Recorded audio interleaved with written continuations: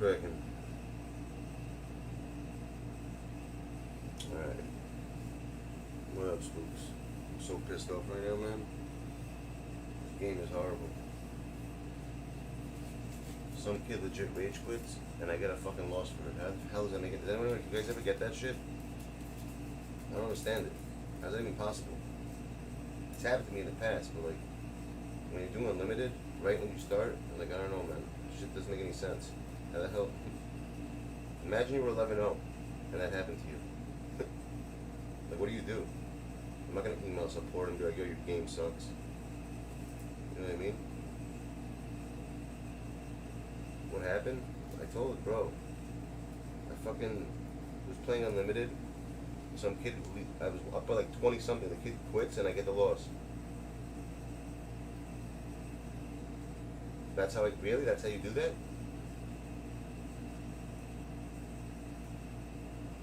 Oh, you do? Oh, wow. So they actually didn't hire you back?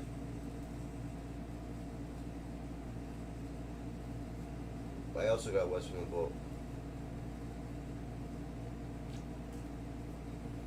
What up, Dean? How you doing, bro? Yo, you hear this nonsense, my dude? You hear this BS? Wow. So they actually, what an idiot. No, I'm not doing packs tomorrow, bro. Nah, fuck that. I'm just upset right now. Is it term for what? Not bad, Dean. Not bad. Alright. What, a term for what? What are you talking about? And what did the lawyer say when he saw that?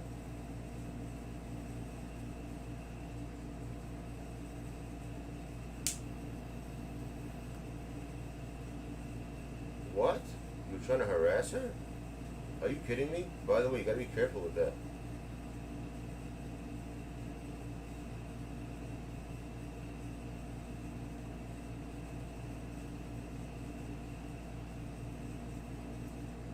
Is it called, hold on, what's the term?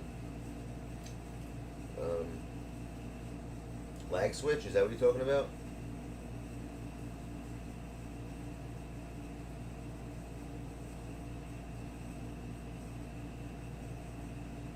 I told you, bro. I told you, Jaden. I think it's called a lag switch.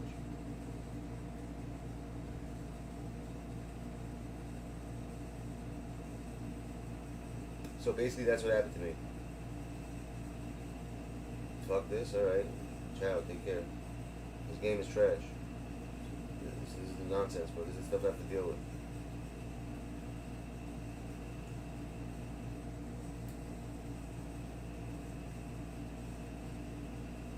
Stupidity.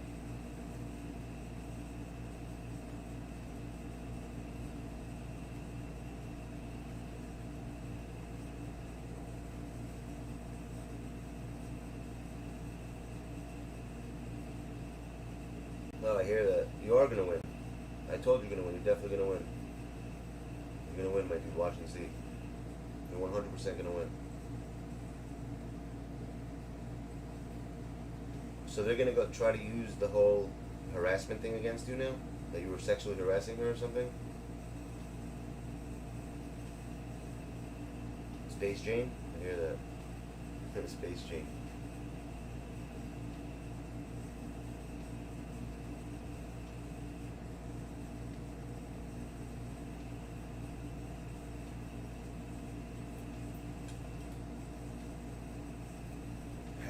How do you prove that you didn't do anything, actually? It's actually a good question. How do you prove something like that? How do you prove that you weren't doing that? It's almost impossible. Like, someone, you could be with a girl, and she could say you tried to rape her. Literally, and you didn't do anything. Everything was consensual, and she just says that. What do? You're fucked. You know what I mean? There are people who actually do stuff like that on those dating apps.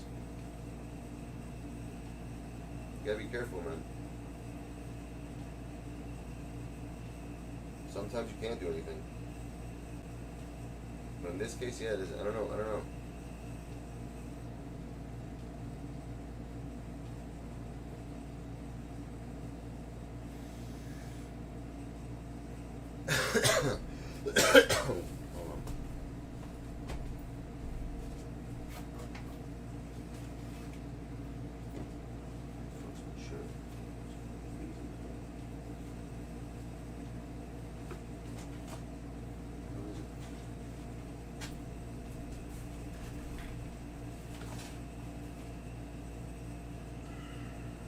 That's it. Here we go. Valid.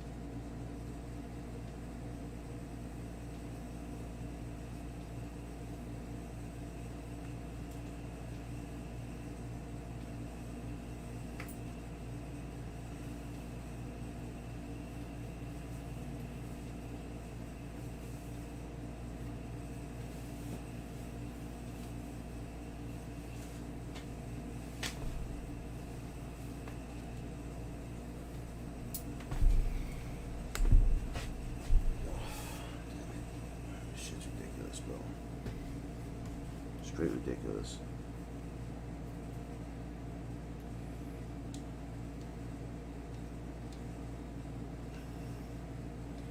Who'd you get? Who's he?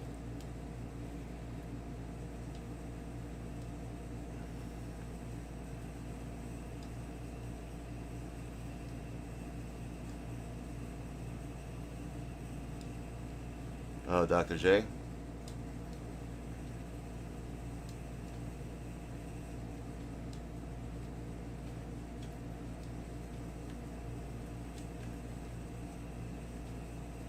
Oh, cream. Good shit. I don't see cash here, bro.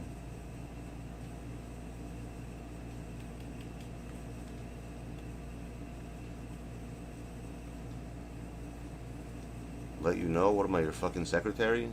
You find them, bro. Message him on fucking Xbox. On PlayStation, I mean. Let me know.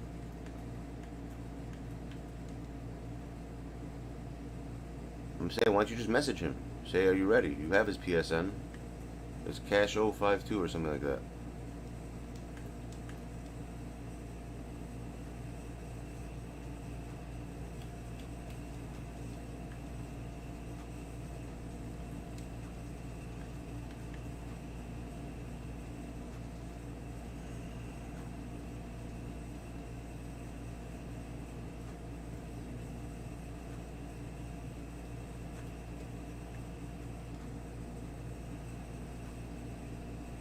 I know, he told me.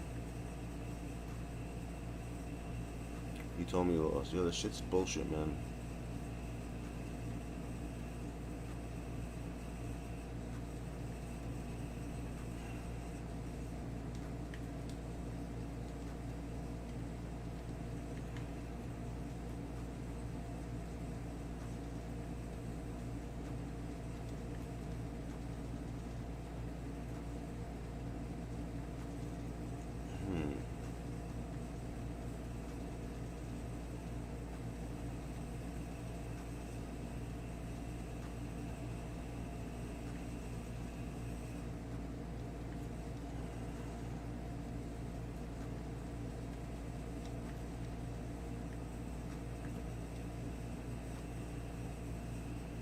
You in full wrath in the fourth? It happens. It happens.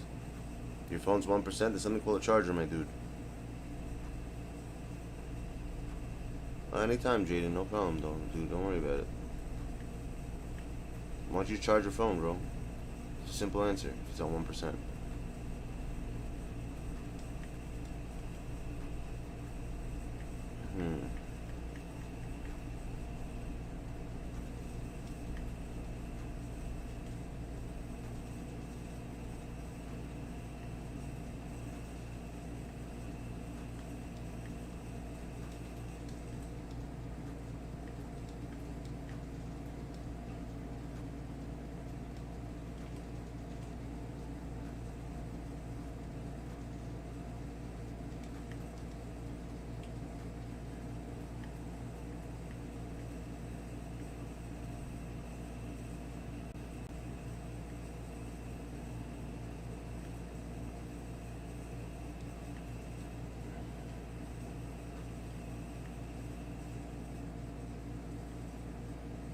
How is this guy? I never used him. Is he any good?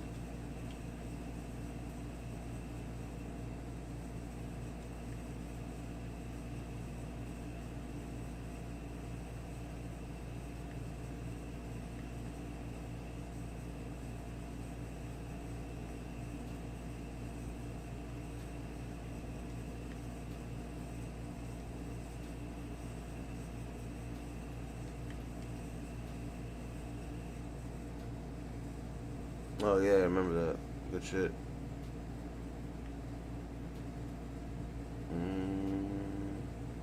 Wish I used my last guy.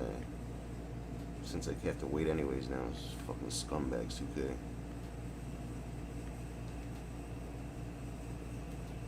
Fucking bullshit. So if right now you're telling me if I'm middle of a game I pull my Wi-Fi out, I'm gonna get the win and the other guy's gonna get the loss? That's what's gonna happen right now?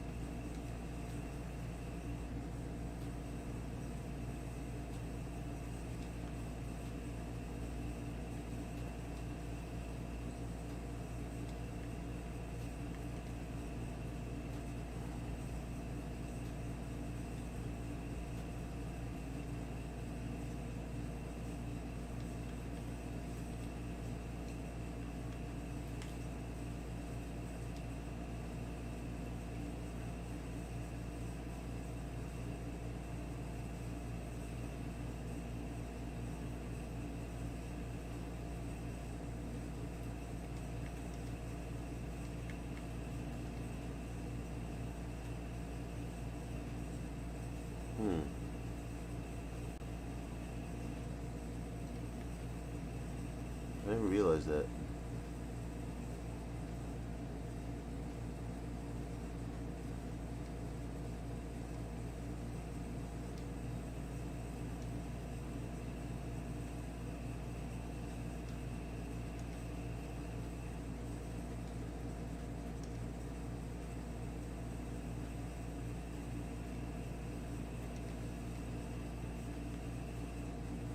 What up, Dean? Sorry. When's the draft? Thursday, I think, tomorrow. Trying to figure something out. Uses continuous ball and player movement for 3-in drives. Might be someone good for me to use. I want to try a different coach. I want to see if a coach makes a difference in the game. I was always wondering. You guys say this guy's the best coach always, right? This dude right here, right?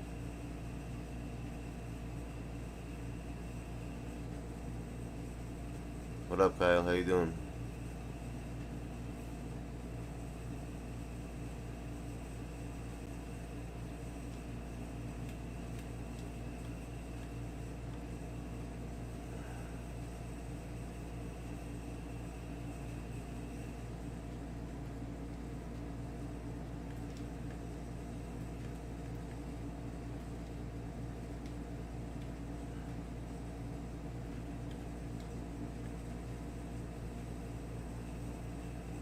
Had I seen LW before? I just saw it a second ago.